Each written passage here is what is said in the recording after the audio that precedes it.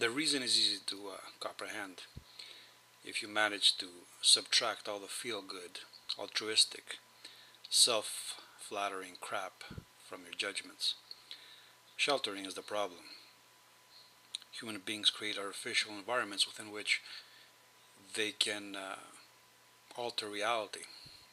They can create one other than the one uh, it was meant to deal with. Now, before I proceed, it's necessary for me to define what I mean by artificial as opposed to natural, because there's enough blockheads out there using words with no substance.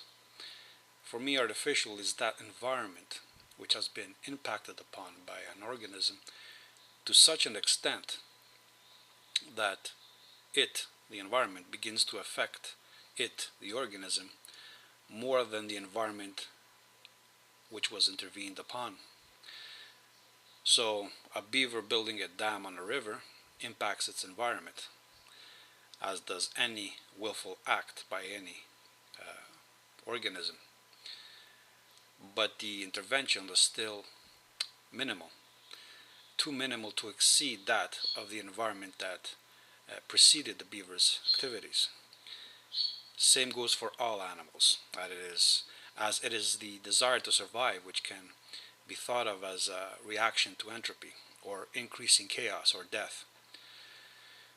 We act because we need, and we need because we are an ordering in the disordering. Essentially, our need is the sensation of disordering. Reproduction is a masculine drive. Testosterone, even in biological females, is what creates the desire to fornicate, the absence of which results in an absence of a desire to have sex. There's only one creature that we know of which impacts its environment to such a degree that the collateral effects of its impact, often called pollutants, the willful interventions it engages in, exceed the influence of the environment, the environmental conditions that preceded this intervention, and the ones that do not require a will at all to come about or to be sustained. The latter being called natural. As such, it is only man, particularly modern man, with his sophisticated tools and increasing knowledge and his growing despair, which can create artificial environments within which he can manufacture a reality which becomes increasingly detached from the world at large. A kind of cocooned environment where ordering occurs in the interior, guided by whatever ideals are prevalent in any particular time and in place. These ideas is what we call culture. And what we call modern, we are referring to the most dominant intervention upon the environment. We may call it Western, but this would imply that it is rooted in a European or a Hellenic or pagan tradition, which it is not fully rooted there. What we are living in today in the Western so-called civilized countries is a mutation of a Western spirit, of the Western spirit. One brought about by its contact with a virus, which now surges through its body, infecting every part of it. To understand this, we must consider the historical event, with the symbol of Jesus as its focal point. Here we have a symbol of Judaic and Roman ancestry mingling in one entity. In truth, the first contact occurred when the Greeks conquered the regions where this nihilistic spirit was birthed, and where it settled after wandering homeless for centuries. The contact still reverberates through Western culture, through Western politics, traditions, morals, and thinking. It infects all aspects of psychology and of reasoning to such a degree that many of its tenets are considered self-evident and beyond reproach. This is the so-called box, the proverbial matrix many speak about but few can define, and by being unable to define, few can comprehend. Within this box, this matrix, is where memes rule over perceptions and over genes. It can be called institutionalization or domestication or indoctrination, but I call it feminization because the term refers us back to a central point of reference for all human beings, which is sex itself, the point where manipulation begins. Freud had it somewhat right when he tried to explain human nature by using sexuality, but he refused to go behind sex and why it comes about. This would have led him towards a philosophical conceptualization where mortality as a product of entropy became the fact which life rejected and reacted against, sex being such a reaction to entropy. But let us return to the box. It is within this box, this imperfect containment, this cocooning, where order can begin. Just like an organism must produce an enveloping skin to create the necessary circumstances so as to begin ordering and the disordering, so too this emergent superorganism must manufacture a kelifos, a skin, an outer structure to enclose itself within, so as to then begin to build a skeleton, organs, and then a nervous system. This cocooning is the organic version of institutionalization. Each individual becomes in effect a cell within its increasingly ordered internal structures. Specialization ensues as synergy is increased by focused activities, dominated by a central nervous system which is directed by a hub, the brain. Each cell becomes dependent on other cells as it dedicates its activities towards specialized tasks. It eventually becomes unable to survive outside this enclosed manufactured environment, and it defends the forming unity, the superstructure, the superorganism, with its life, to its end, because it has already invested so much time and energy that it can no longer return to its prior state. What I've just described here is an organic definition of a human system, a civilization, if you will. Just as every individual organism has its own character and characteristics, so does this superorganism, or a superorganism, also called a nation, a country, a tribe, an ideal, a meme being the aggregate of all memes, such as morality, ideals, ideas, principles, values, and so on, identities, and so on. Our own in the West is one which is now suffering from an infection which is slowly killing it.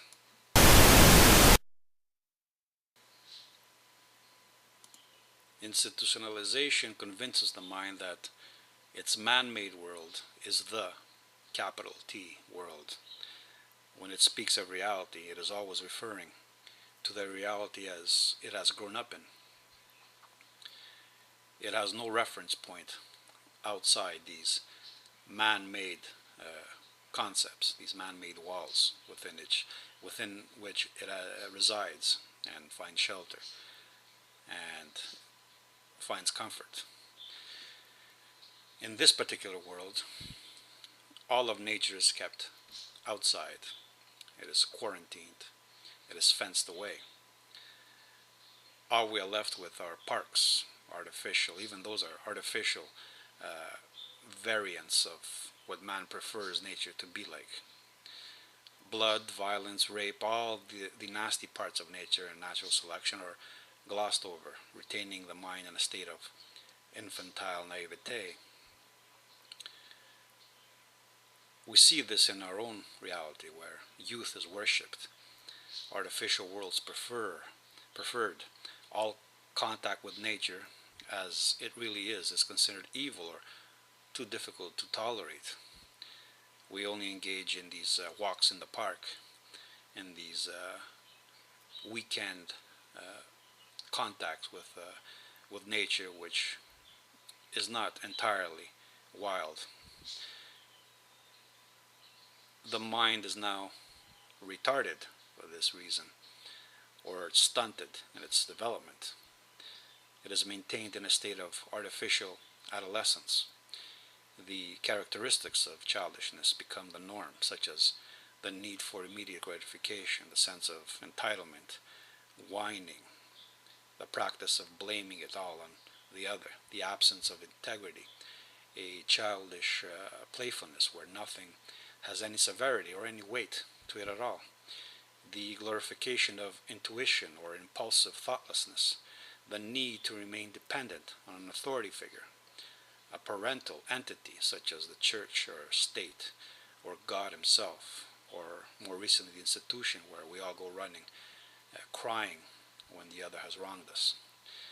Even when moving out of the family abode and into the big bad world of human artificiality, we are still protected. We are still under the wing of the big brother, the big eye in the sky, the institution. The list can go on and on.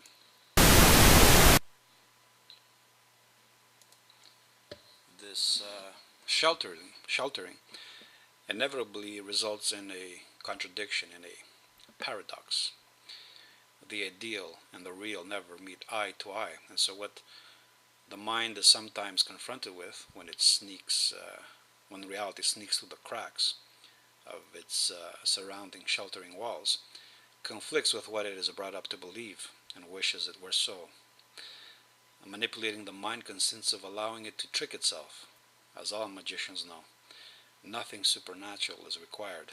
You simply tell the mind what it most wishes to think is fact, and you then guide it towards activities that benefit you when it thinks it is acting out of its own free will.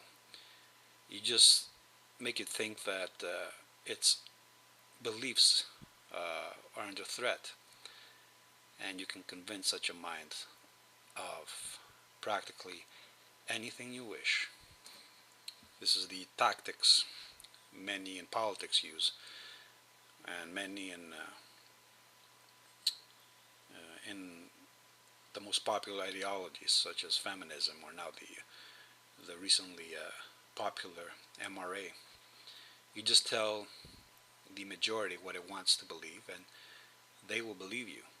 You just offer it hope so as to cope with its fears. It's fear which is caused by its increased contact with reality it cannot fully comprehend. And you can manipulate it into doing and thinking anything you want. Now let's be even more honest, as if we haven't been honest already. Most males alive today will not be alive if it were not for paternalism and the sheltering effects it had over generations of minds, over generations of both men and women. If we let natural selection take over, most men would perish, along with a few females. And I say a few because females always find a male to protect them from the big bad world in order for them to be a service to him. They are by nature these males are by nature the expendable sex. It's not feminism that has made males the expendable sex. They are in nature an expendable sex, and we can see it in in many other species, particularly the mammals. But females would only fare a little better, for they would have to surrender to a male in order to avoid being raped or harassed by other females.